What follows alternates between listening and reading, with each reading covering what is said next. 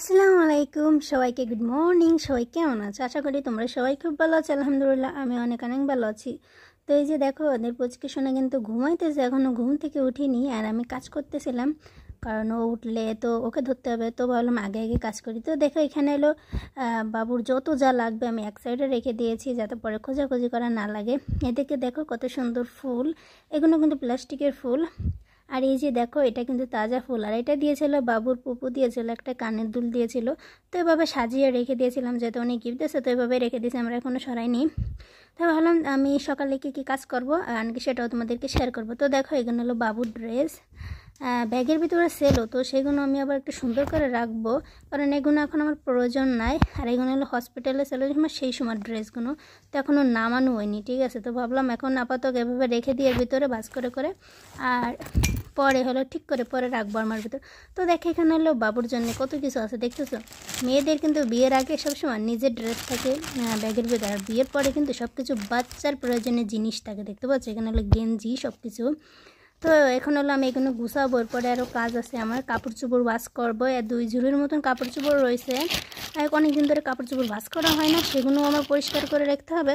আর পুরো ভিডিওটা অবশ্যই তোমরা দেখবে, আশা করি তোমাদের সবার অনেক ভালো লাগবে।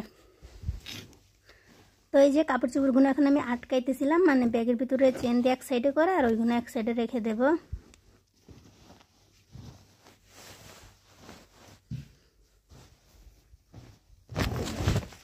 তো এখন হলে আমি কাপড় চোপড়গুলো সুন্দর করে একটু ভাঁজ করে নিতেছিলাম, ভাঁজ করে রেখে আটকাই দিলে ভালো হবে। তো এই যে এগুলো আমি এখন গুছাইতেছিলাম, আমার মধ্যে হাতটা কেটে গেছে কালকে কাজ করতে যে, তো এই জন্য না এখন আর সুন্দর করে কাজ করতে পারতেছি না, হাতটা পুরো ব্যথা, এই জন্য মানে জামা কাপড়গুলো সুন্দর করে ভাঁজ করতে পারতেছি না। তো এই যে এখন হলো কোনো রকম করে গুছিয়ে রেখে দিলাম, এরপরে হলো কাপড় চোপড় ভাঁজ করতে চলে যাবে। এখানে হলো ঝুড়ির ভিতরে অনেক কাপড় চোপড় ছিল, তো ভাবলাম সেগুলো এখন ভাঁজ করে নিয়ে আসলো, মানে এটা একটা ড্রেস পরা হয় না সব, না পরে সুন্দর করে রাখা হয় না, এদিক সেদিক সিটনে পিটনে থাকে, সেগুলো গুছাইতে গেলে না পরে আর ভালো লাগে না। তো এই যে আর রোজার মাস সবসময় বাইরে যাওয়া হয়, তো আরও জামা কাপড় সবসময় বেশি থাকে। তো এই যে এখন হলো আমি সব কিছু একটু ভাঁজ করতেছিলাম, অলরেডি অনেকগুলো ভাঁজ করছি, সেগুলো তোমাদেরকে শেয়ার করিনি। এখন যেগুলো ভাঁজ করে রেখেছিলাম সেগুলোই আমি হলো এখন ঝুড়ির ভিতর রাখবো, তারপরে আলমারির ভিতর সময় করে রেখে দেবো। তো এই যে আমি হলো সব ড্রেস সুন্দর করে ভাঁজ করেছিলাম এর আগে বসে বসে, তো এখন হলো সেগুলো গুছাইতেছিলাম। তো আমি এখন ড্রেসগুলো ঝুড়ির ভিতরে রাখবো, আবার এরপর হলো থাড়ি বানাইতে হবে, ওটাও তোমাদেরকে শেয়ার করব। আজকে সেরকম কিছু শেয়ার করবো না, একদম সিম্পল।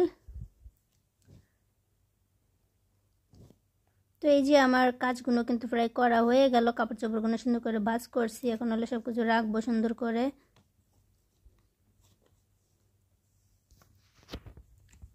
আর এরপর হলো আমি এখন হলো রান্নাঘরে যাব রান্না করার জন্য। তো এখানে চিকেন ফ্রাই করব, চিকেন ফ্রাই খেতে মনে চাচ্ছিল আমার, তো বললাম যেহেতু আজকে তাজা মুরগি এনেছিল তো ওইটা দিয়ে চিকেন ফ্রাই করব। তো এখানে হলো ডিম নিতেছি আমি, ঠিক আছে, 2-3টা ডিম নেব, আর কুসুমটা আমি নেব না, কুসুমটা হলো দিয়ে দিলাম। যে আমার ভাইয়ের বাসায় যে মেয়েটা কাজ করে ও আবার রোজার সময় আমাদের বাসায় আসে, কারণ আমাদের বাসায় অনেক কাজ থাকে, তো একা একা করতে পারি না, তো এই জন্য রোজার মাসেও প্রায় সময় ওকে রেখে যায় আমার বাসায় কাজ করার জন্য। তো দেখো এই যে সব কিছু করে রেডি করতেছি, আর যেহেতু একটা বাচ্চা আছে তো এই জন্য একা একা অত কাজ করতে পারি না, এই জন্য ওকেও এখানে রেখে গেছে যাতে আমাকে হেল্প করে সে।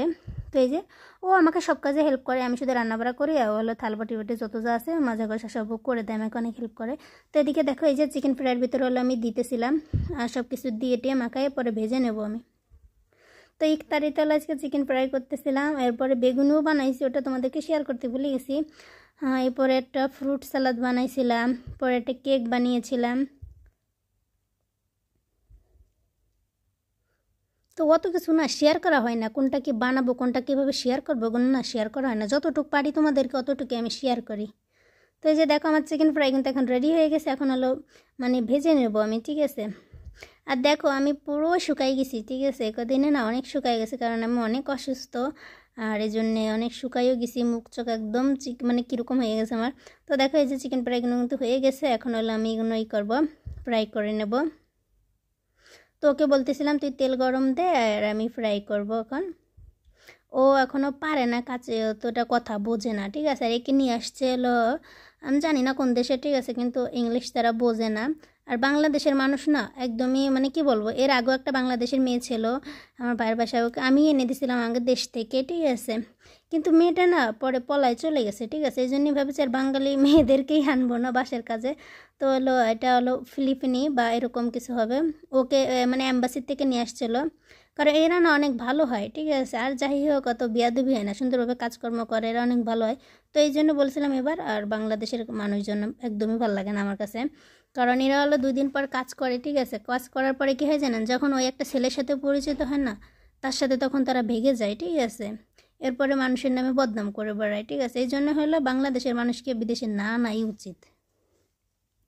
সব মহিলা এক না, তবে কিছু কিছু মহিলা আছে অনেক বাজে, ঠিক আছে। এরপরে যে বদনাম করবে বিদেশ ভালো না এটা সেটা, আসলে না ওরা কি করে জানো, এই বাসার কাজে আসে, এরপরে না এরপরে প্রেম করবে, এটা করবে সেটা করবে, এরপরে একজনের নামে একটা মিথ্যে একটা অপবাদ দেয়, ঠিক আছে।